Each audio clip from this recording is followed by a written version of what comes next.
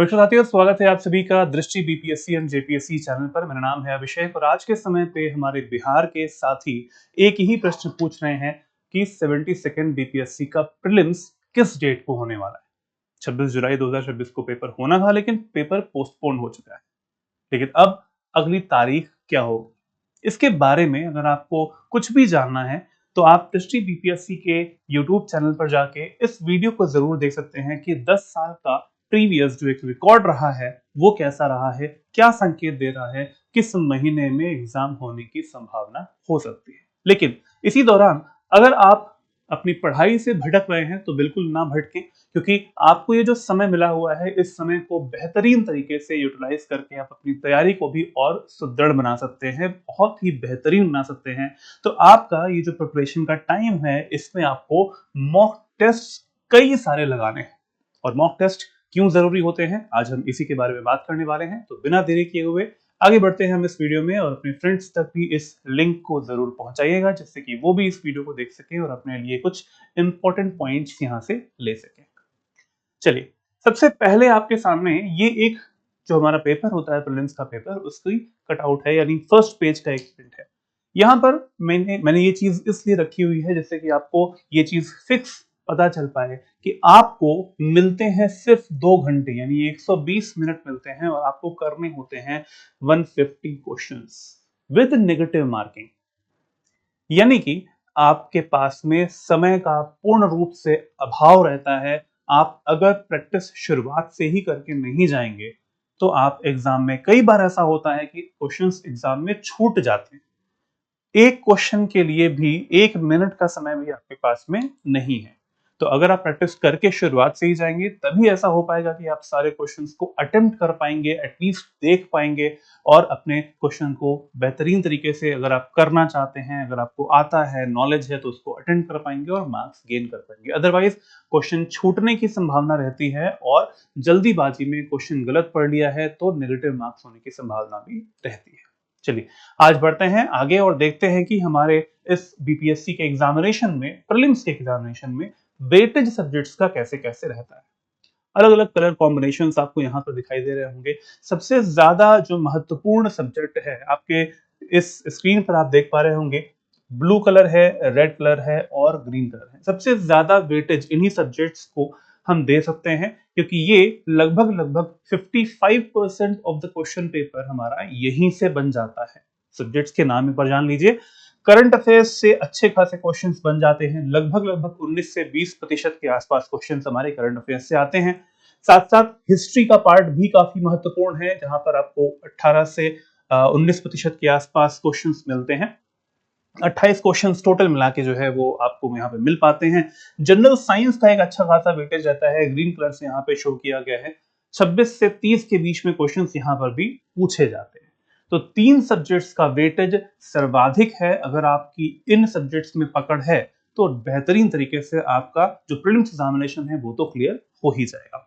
Other subjects के तौर पर वी हैव बिहार स्पेशल के 14 से 15% का वेटेज इसमें भी रहता है। ज्योग्राफी का एक महत्वपूर्ण सब्जेक्ट है, जहां पर वर्ल्ड ज्योग्राफी मैपिंग वाले जो क्वेश्चंस होते हैं वो आ सकते हैं। करंट अफेयर्स से जुड़ के जो हमारे ज्योग्राफी के क्वेश्चंस आते हैं वो भी यहाँ पर पूछे जा सकते हैं। Polity, economy and quantum reasoning, इस तरीके से वेटेज कम होता जा रहा है।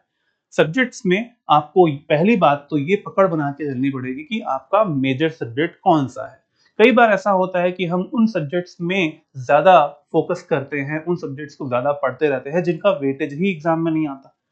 पिछले कई सालों के जो ट्रेंड रह चुके हैं उन ट्रेंड्स के अकॉर्डिंग देखा जाए तो करंट अफेयर्स, जनरल साइंस वाला पार्ट है और हिस्ट्री वाला पार्ट है और बिहार स्पेशल, ये 4 अगर आप कर ले जाते हैं तो प्रीलिम्स आपका रुक नहीं सकता है। प्रीलिम्स बहुत अच्छे से आप निकाल लेंगे, क्वालिफाई कर ले जाएंगे, उसके बाद मेंस में तो आपको समय मिलता भी है, आप उसको भी कर सकते हैं। आगे बढ़ते हैं कि अब मॉक टेस्ट आपके लिए क्यों जरूरी है, उनको जान लेते हैं। सबसे पहली चीज आती है मॉक टेस्ट के लिए, पहला है वास्तविक परीक्षा का अनुभव। ये 6 पॉइंट मैंने यहाँ पे लिखे हुए हैं, ये आपको सफलता दिला सकते हैं आपके प्रीलिम्स एग्जामिनेशन में। लेकिन अगर आप करेंगे, आप इसको आत्मसात करेंगे, आप इसको प्रैक्टिस में लाएंगे, तभी ऐसा हो सकता है।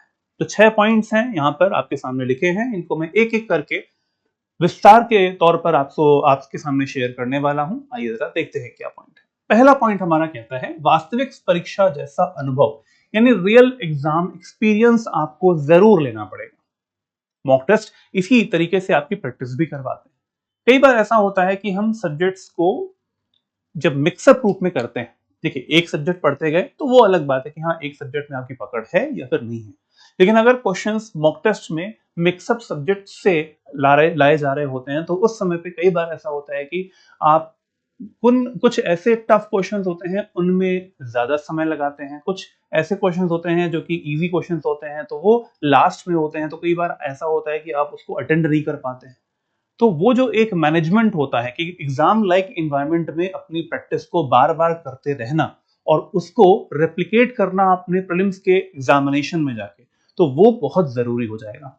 इसी तरीके से नियमित अगर आप मॉक टेस्ट देते रहते हैं तो परीक्षा का जो माहौल है, जो दबाव नियंत्रण है, वो आप रोज जो आप टेस्ट दोगे तो उस टेस्ट के दौरान आप महसूस करोगे और उसको बैलेंस आउट भी करोगे। साथ साथ आप पूरे पेपर के दौरान आप 2 घंटे का जो एक समय रहता है, अब 2 घंटे का तो मॉक टेस्ट नहीं होगा, लेकिन जो आपका समय होता है कि उस समय के दौरान एकाग्रता, आपका कंसंट्रेशन बना रहे, उस तरीके को भी आप अपने अंदर इंकलकेट करते हो, अपने अंदर पैदा करते हो। तो वो जो एकाग्रता होती है वो तभी आ पाती है जब आप रेगुलरली प्रैक्टिस करोगे और मॉक टेस्ट देते रहते हैं। इसके साथ साथ अगर आप सक्सेस पाना चाहते हैं तो वास्तविक परीक्षा का जो जिस प्रकार के प्रश्न पूछे जाते हैं उसी प्रकार के प्रश्न आप अगर मॉक टेस्ट में लगाते हैं तो आपको बेहतरीन तरीके से आपकी तैयारी हो पाती है, आपको पता चल पाता है कि किस सब्जेक्ट का कितना वेटेज है, किस सब्जेक्ट में कितना डीप जाना पड़ेगा, कहां कहां पर आपको पकड़ बनाने की और भी जरूरत है। तो पहली चीज ये होती है कि एग्जाम लाइक एनवायरनमेंट आपको मिल पाता है हमारे इस मॉक टेस्ट से। आगे बढ़ते हैं। जो सेकंड हमारा पॉइंट आता है, आप जान पाते हैं अपनी स्ट्रेंथ्स एंड वीकनेसेस। कई सब्जेक्ट ऐसे होते हैं कि हमने एक बार पढ़ लिया, हमें समझ में आ गया, तो वो हमारी क्या है, वो हमारे मजबूत क्षेत्र बन जाते हैं, स्ट्रेंथ बन जाती है। उन सब्जेक्ट्स को हमें इन प्रैक्टिस का जो सेशन होता है उसमें अपनी महत्वपूर्ण तरीके से हम उसको प्राथमिकता दे सकते हैं, क्योंकि इन सब्जेक्ट्स पर से अगर वेटेज ज्यादा है उनका तो उनसे क्वेश्चंस जो आएंगे वो गलत नहीं होने चाहिए। अगर गलत हो रहे हैं यहां से तब वो आपकी स्ट्रेंथ नहीं है, तो आपकी वीकनेस है। तो इसीलिए उन सब्जेक्ट्स पर अपनी पकड़ बनाएं और उच्च अंक प्राप्त करने के कुछ विषय अपने पक्के कर लें कि भाई यहां से ये तो मेरे स्ट्रॉन्ग टॉपिक है, इससे कोई भी क्वेश्चन आएगा तो मैं जरूर कर पाऊंगा या फिर कर पाऊंगी। लेकिन कुछ वीकनेस अभी आपकी रहती है, जैसे कई बार ऐसा होता है कि टॉपिक की जो डेप्थ होती है हम उसको समझ नहीं पाते हैं, हम ज्यादा टॉपिक हमें बहुत ही डिफिकल्ट लगता है तो हम उसको कम समय दे रहे होते हैं। अभी समय आपके पास में है तो आप समय दे सकते हैं, तो दीजिए और जरूर उन सब्जेक्ट्स को पहचानिए और उन टॉपिक्स को पहचानिए और जरूर उसकी प्रैक्टिस कीजिए। मॉक टेस्ट देने के लिए भी अधिक पुनरावृत्ति रिवीजन की आवश्यकता होती है। हमें पता चल पाता है कि कौन कौन से ऐसे टॉपिक्स हैं जिनमें बार बार रिवीजन करने की जरूरत है।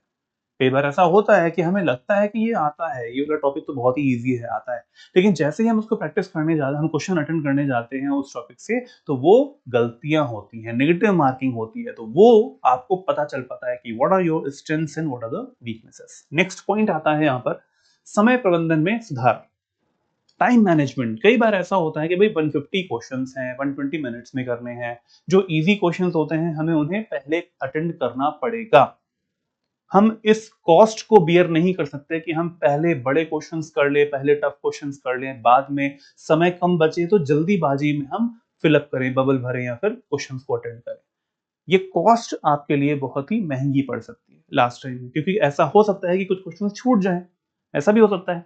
तो आसान और जो मध्यम प्रश्न होते हैं वो आपका 70% के आसपास का समय उन्हें हमें देना चाहिए, क्योंकि वहां से हमें पता है कि वो मार्क्स दे के जाएंगे। जो बचे हुए क्वेश्चंस हैं, कठिन प्रश्नों को उस समय में हल करना चाहिए, क्योंकि वहां पर कठिन प्रश्न है, हो सकता है कोई नेगेटिव मार्किंग हो जाए, तो उन्हें कम समय दोगे तब भी चलेगा। लेकिन most of the time we should give to the simple as well as the medium level के जो क्वेश्चन होते हैं उनको देना चाहिए।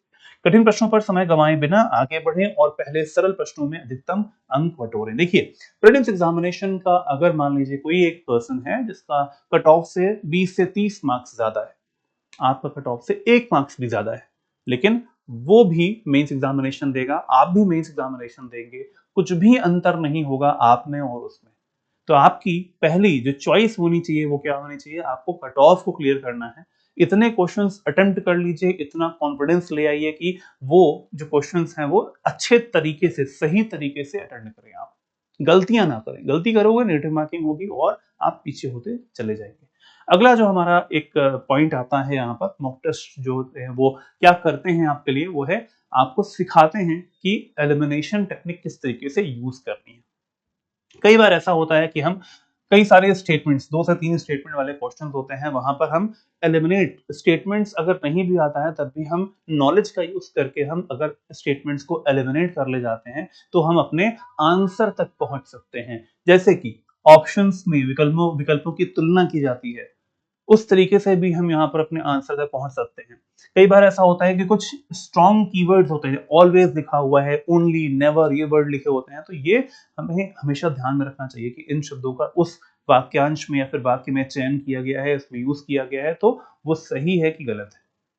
तो आपको बार बार प्रैक्टिस करोगे तभी समझ में आएगा कि आयोग किस प्रकार के क्वेश्चन पूछता है और मॉक टेस्ट जो है उसमें भी किस प्रकार के क्वेश्चन पूछे जा रहे हैं। तर्क संगत अनुमान, रेशनल गेसेस और स्मार्ट गेस जो होते हैं, जिसको हम लोग नॉलेजेबल गेस कहते हैं, इसका उपयोग करके आप एलिमिनेट कर सकते हैं अपने स्टेटमेंट के जो क्वेश्चन दिए रहते हैं उसके स्टेटमेंट्स को, और अपने आंसर तक पहुंच सकते हैं। तो वही बात है, यहां पर आपको अगर पूरे क्वेश्चन की पूर्ण जानकारी भी नहीं है तब भी आप अपने आंसर तक पहुंच सकते हैं। ये एक ऐसी तकनीक होती है जो कि आपको कॉन्फिडेंस दिला पाती है कि आप नॉलेज का यूज करके कैसे मार्क्स को गेन कर सकते हैं। चलिए अगले पॉइंट पे आते हैं। पांचवा पॉइंट है निर्णय लेने की क्षमता का विकास, जहां पर नकारात्मक अंकन यानी नेगेटिव मार्किंग आपको दूर करना है।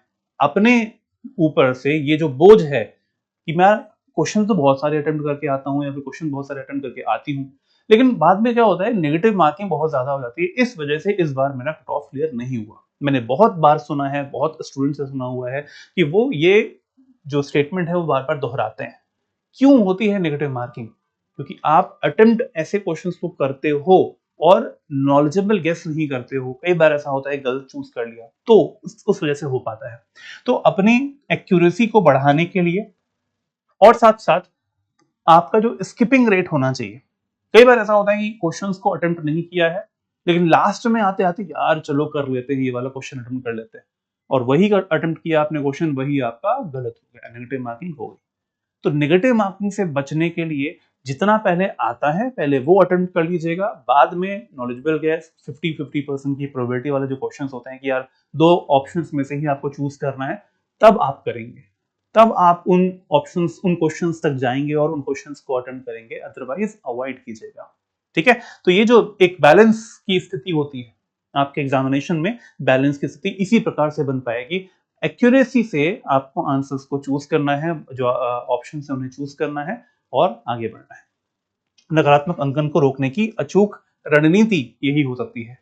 अगर आप जितना ज्यादा नॉलेज गैदर करोगे, जितना ज्यादा आपके अंदर प्रैक्टिस करोगे, प्रैक्टिस करने के बाद में एग्जाम में वही चीज रेप्लिकेट करोगे, तभी ऐसा हो पाएगा कि नेगेटिव मार्किंग से आप बच सकते हैं। Otherwise same problem, same result, और फिर से 73rd बीपीएससी की तैयारी। अगला पॉइंट आता है पुनरावृत्ति को मजबूत करना, यानी आप रिवीजन बार बार कर पाए। मॉक टेस्ट का मतलब यही है कि आप जो जो टॉपिक्स, जिस टॉपिक का मॉक टेस्ट होगा, उस टॉपिक को आप बार बार रिवाइज कर रहे होते हैं और उससे गलतियों से पहचानते हैं कि क्या इंप्रूवमेंट आपको करने की जरूरत है, किस किस जगह पे आप गलतियां कर रहे थे, किन किन टॉपिक्स या फिर सब टॉपिक्स को आपको थोड़ा सा और पढ़ने की जरूरत है, जिससे कि एग्जाम में वो गलतियां ना हो। क्वेश्चंस बनाए भी ऐसे ही जाएंगे और इसी प्रकार से हम आपके लिए भी लेकर आ रहे हैं ऐसा ही एक मॉक टेस्ट की सीरीज। मॉक टेस्ट देना पड़ेगा आपको, कॉन्सेप्ट्स का कई बार रिवीजन करना होगा, स्टैटिक और करंट अफेयर्स को आपको मजबूत करना है, और साथ साथ आपका लॉन्ग टर्म रिटेंशन, जो एक माइंड पावर होती है कि आपके दिमाग में वो रिटेन कर पाए। एग्जाम तो डेट नहीं पता है अभी, लेकिन जब भी एग्जाम होगा तब भी आप इसको बेहतरीन तरीके से कर पाएं और क्वेश्चंस को अटेम्प्ट कर पाएं, और जो भी आपने याद किया है उसको माइंड में रिटेन कर पाएं, तभी हो पाएगा। तो हम इसी तरीके से आपके लिए लेकर भी आने वाले हैं एक मॉक टेस्ट की सीरीज हमारे इसी चैनल पर, दृष्टि बीपीएससी एंड जेपीएससी चैनल पर। सारे क्वेश्चंस, जो सारे सब्जेक्ट्स के जो आपके लिए इंपॉर्टेंट हैं, उनको लाया जाएगा मॉक टेस्ट की सीरीज में, और आप सभी लोग इस सीरीज के जितने भी वीडियोस रहेंगे उनमें बिल्कुल समय पर आ जाइएगा। आप सभी लोगों को इन्फॉर्मेशन मिल जाएगी इस बारे में। इस वीडियो को आप सभी अपने फ्रेंड्स तक जरूर पहुंचाएं, जिससे कि उन तक भी पहुंचे और वो लोग भी आ पाए बिल्कुल निश्चित समय पर, और वो अपने इस जो मॉक टेस्ट की सीरीज होने वाली है इसका पूरा पूरा लाभ उठा सकें।